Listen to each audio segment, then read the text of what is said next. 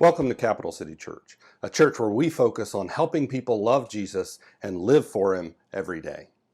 This discussion of our mission and our core values is designed to help you understand us better, but also ultimately we hope that it helps you understand God and appreciate God and the gospel even more. These sessions are going to be designed as short teaching times that are going to then be followed by an open discussion of the ideas that we're presenting. I love American history, especially Revolutionary era American history. I think it's a fascinating story to see how we got to where we are. And even though we still have some work to do, we have not truly achieved freedom and equality for everyone. Those ideals that are contained in the Declaration of Independence and in the Constitution. The truth is still America is a pretty remarkable story, especially when you look back through human history.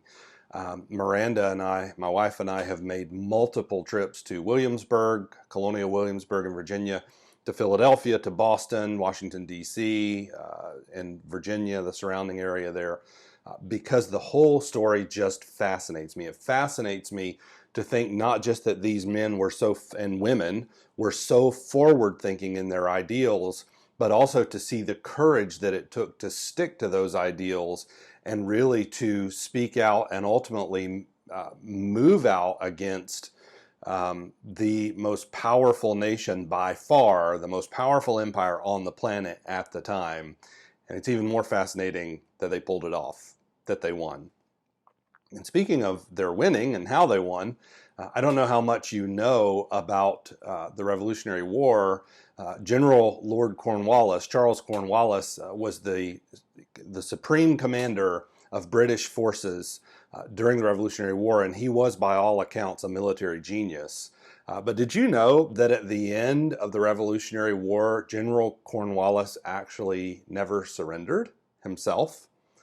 On the afternoon of October 19th, 1781, at Yorktown, which is in Virginia, Charles Cornwallis was so mortified by his defeat that he could not attend the surrender ceremony, which is where he would surrender his sword, which represented the forces that he commanded. So he's surrendering his sword and surrendering his forces. But he was so mortified and really so proud that he couldn't attend those ceremonies himself. And so he sent his second in command, Brigadier General Charles O'Hara, along with his sword. He sent his sword through O'Hara to be surrendered on his behalf. And, you know, looking back with the benefit of 200 plus years of history and hindsight, we look back and we think, wow, what a proud man. But the truth is, there's more of that pride in us than we would care to admit. Here's the danger. In our quest to be gospel-centered, to have gospel-centered lives, to have a gospel-centered church, our biggest enemy is going to be our pride. The Bible knows this. The book of Proverbs speaks repeatedly. It's one of the themes that you see throughout the book of Proverbs is this idea of pride. It rears its ugly head in Proverbs chapter 6, which is the list that we've always heard as the 7 deadly sins. Actually, in Proverbs 6, what it says is, there are 6 things that the Lord hates, 7 which are an abomination. And then the first thing listed in that list is pride. That God hates it, that it's an abomination to Him. That theme is then echoed again in Proverbs 8:13, where it tells us that God hates pride and arrogance. Again in Proverbs 29:23, it says one's pride will bring him low. So this is a theme that God is trying to hammer home in our heads and in our hearts because He knows the danger for any of us and for all of us as we're dealing with our own personal sin of pride. I want to look at a passage from the New Testament during this session. It's in the book of Galatians chapter 6. We're going to read the first 5 verses of Galatians 6. Galatians is an incredible gospel book written by Paul early in his ministry career. It may be one of the first epistles that he wrote, at least chronologically. And really the theme of it is freedom, freedom from condemnation, freedom from the law. What does it mean for us to live free as believers and as gospel-centered people? So we begin reading. Verse 1 says, "Brothers, if anyone is caught in any transgression, you who are spiritual should restore him in a spirit of gentleness. Keep watch on yourself, lest you too be tempted. Bear one another's burdens, and so fulfill the law of Christ. For if anyone thinks he is something when he is nothing, he deceives himself. But let each one test his own work, and then his reason to boast will be in himself alone, and not in his neighbor. For each will have to bear his own load." There are a couple of observations that I'd like to make about pride in light of this passage. The first one is that pride traps. Pride traps. Look with me at verse 1 again. "Brothers, if anyone is caught in any transgression, you who are spiritual should restore him in a spirit of gentleness. Keep watch on yourself, lest you too be tempted." See, here's the problem with pride. It traps us, it tempts us. That's what you hear at the end of that verse. It tempts us, and it will pull us away from God's purpose that He wants us to fulfill as we're being gentle and restoring each other when we're in our sin. When people are at their lowest, there's such a temptation for us to deal with them harshly, for us to use that as an opportunity for us to pretend that we're better than we are, for us to convince ourselves and others that we're better than we are. That's why Paul's admonition here, his warning, is for us to be gentle in how we deal with each other. Because here's the thing. No matter who we are, none of us want to be judged by our worst moment. No one wants to be judged by their worst moment. Not you, not me. And so if we're going to be gospel-centered, grace-filled people in a gospel-centered, grace-filled church, we're going to have to be careful. We're going to have to diligently work to avoid the trap of pride, because pride does trap. But in verse 2, you see that pride also obstructs. It says, "Bear one another's burdens, and so fulfill the law of Christ." Bear one another's burdens, and so fulfill the law of Christ. Well, what is this law of Christ that Paul's talking about here? Well, he's actually referring back to something he mentioned in the previous chapter of Galatians. In chapter 5, verse 14, he says, "The whole law is fulfilled in one word: you shall love your neighbor as yourself." The idea is that when we share in the burdens that our neighbors have, we're actually being obedient. We are fulfilling that law. That Christ himself came, and really his law, instead of all of these laws from the Old Testament, all these dietary restrictions and ceremonial restrictions, really the law is summed up in this idea that we need to love each other well. We need to love each other the way that God's called us to love each other. You shall love your neighbor as yourself. And so Paul's expanding on that idea here in chapter 6 by telling us that God's purpose for us is to bear one another's burdens, and while doing so, we will fulfill the law of Christ. But when pride gets in the mix, it can obstruct that, it can block that, it can keep us from fulfilling God's design and God's purpose for our gospel relationships. In verse 3, you see that pride deceives. Verse 3 says, "If anyone thinks he is something when he is nothing, he deceives himself." There's a strong contrast in the original language at the beginning of this verse where it says, "If anyone thinks he is something when he is nothing." So the contrast is what you think versus what's actually true, and ultimately thinking that you're something when you're actually not anything. You're not anything better than anyone else. And so what happens when you have that mindset? What happens when you begin to think that way? Well, it says that we deceive ourselves, which literally means we lead our own mind astray. We're fooling ourselves, we're telling ourselves a lie, and we're believing it.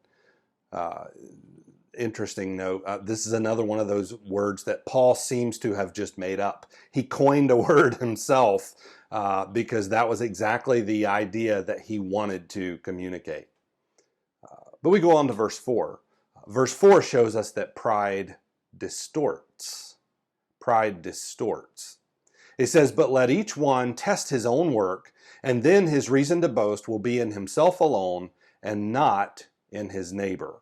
Now, this is not a complicated concept. You and I are familiar with this. This idea of testing his own work. Well, the word that Paul uses for test is the word that you and I would use if we think of testing a metal, testing whether something is real. Or maybe a more modern example of this would be if you've ever paid in cash in a store with a large bill and you've seen them pull out the marker and they swipe it across the marker, and what they're trying to do is see whether or not it's counterfeit. That's the idea that Paul's using here.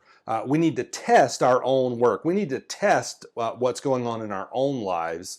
Not that works endear us to God, but if we really want to know how we're doing spiritually, we examine our hearts and we examine our behaviors and our words, because those things don't lie.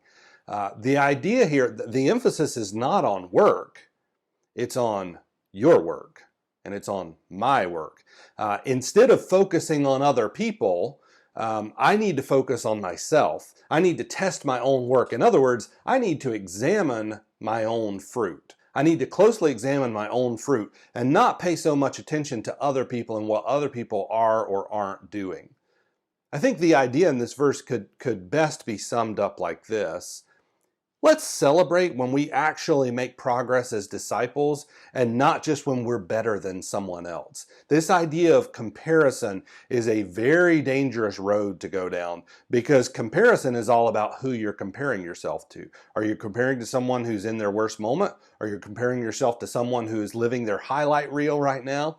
It reminds me of the idea that C.S. Lewis introduced years ago. It's not just whether or not I'm better than someone else. It's really about whether I'm a better me than I was before. And then we get to verse 5. Verse 5 teaches us that pride forgets. Pride forgets. Verse 5 says, "For each will have to bear his own load." Pride makes us forgetful of the fact that we all have our own responsibilities to take care of. We all have our own kind of spiritual house that we need to keep in order. That's our goal, is to cooperate with the Spirit of God. Again, not because we feel guilty, but because we are responding in grace. We want to grow. We want to become more Christ-like. But the focus is that I need to be focused on me and you need to be focused on you. We each have to bear our own load. This self-examination is going to let us know that I have enough to do to keep me busy. You have enough to do to keep you busy. And so when we're dealing with one another in our worst moments, we need to be gentle. We need to avoid this trap of this temptation of pride. And remember that we are called to something higher. We're called to something bigger. At its heart, pride is the antithesis of the gospel, and attitudes of pride are going to block the gospel work that God is doing, not just in our hearts, but ultimately in our church. So I want to close by sharing a story with you. This is a true story, really happened. When I was in 4th grade, on Good Friday, so the Friday before Easter, I was absent from school. I don't remember why. I just remember that I wasn't there because the class had a big party. They decorated eggs. They had, cupcakes, and I know that I wasn't there. So fast forward, we come back to school after Easter and we start back up our school year. We're finishing through till summer's coming, And as the days went on after that, we began to develop this smell in our classroom, and it was bad, and it was growing in intensity every day. And it really got to where after several days the smell was so strong that we were opening the windows to our classroom. People would regularly go outside just to get fresh air. It was bad, and ultimately we figured out after a few days that the smell was actually coming from my desk. So the teacher that day after school, when we figured this out, the teacher had me clean my desk out and figure out what do you have in your desk that smells so badly? And I'll never forget cleaning out my desk and realizing that all the way in the back, there was this Easter egg. During the Easter party on Good Friday, a friend had decorated an egg for me, and he didn't tell me, he didn't give it to me, he just stuck it in the back of my desk. I had no idea. That smell that was so horrible for all of us, and it hurt all of us, and it really affected all of us, and it honestly was making me gag. The problem is that at the end of the story, the smell was me. I was the problem. I didn't know it, and I'll never forget the realization that I came to, that I really was the one making the smell with the stuff that was in my desk. And that's a good analogy for the life that you and I can live. If we're not careful, the pride in our lives can infect everyone. It can overpower others. It can create such a stench in our relationships. And it's not just not fun, it can be dangerous for us, and it can block the gospel work that God wants to do in our hearts. So take a few minutes and discuss these questions that we're going to share with you now. And I really hope you'll lean into this discussion and be brave. Be brave about examining your own personal pride.